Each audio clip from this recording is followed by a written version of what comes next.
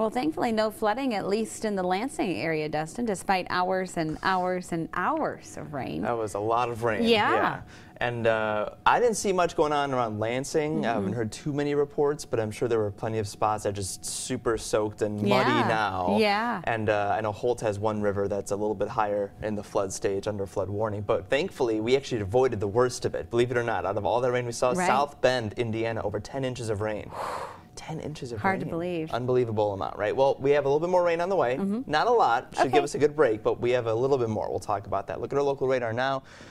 Mostly just a couple little showers off to our northwest. We'll be seeing a few raindrops probably this evening, but beyond that, most of us will stay rain-free until tomorrow. Even the clouds starting to break up, and temperatures, low 80s. We had that late sunshine pushed us over the 80-degree mark, even though we have a northwest wind today, bringing in some of the cooler, drier conditions behind that system.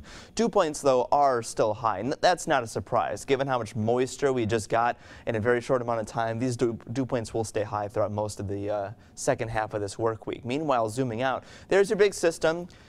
Bringing all that rain out towards the northeast now. Looking west, a couple little spotty showers and storms. At last check, none of those are severe, but that's going to be our story for tomorrow. A few little pop-up showers and storms Wednesday afternoon, and probably Thursday and Friday, similar scenario. More rain at the top of your weather headlines. Low 80s for temperatures throughout most of the next several days until the weekend comes along. Low 80s and humid. That's not so unusual for this time of year. Low 80s to around 80 should be your seasonable norms. Meanwhile, showers midweek.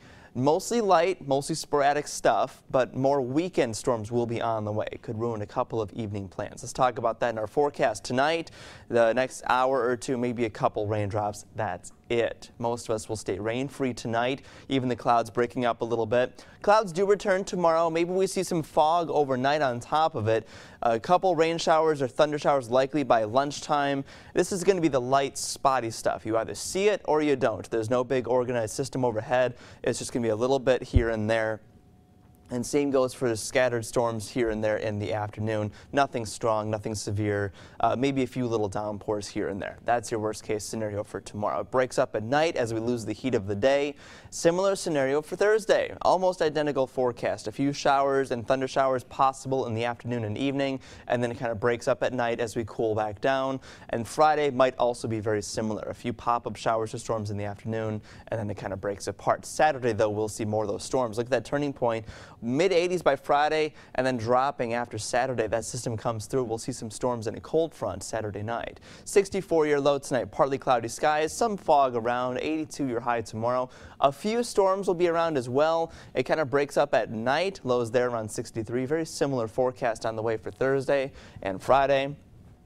And then into the weekend, we'll see some storms likely on Saturday, especially Saturday evening. And Sunday, we may see some of that lingering rainfall. I'm thinking Sunday might be the day where we clear up in next week. But look at next week, low 70s, mid 70s, much cooler next week. Yeah, that'll be a nice spot of relief for us. Yeah, cooler and drier, too. Wonderful, Dustin. Thank you.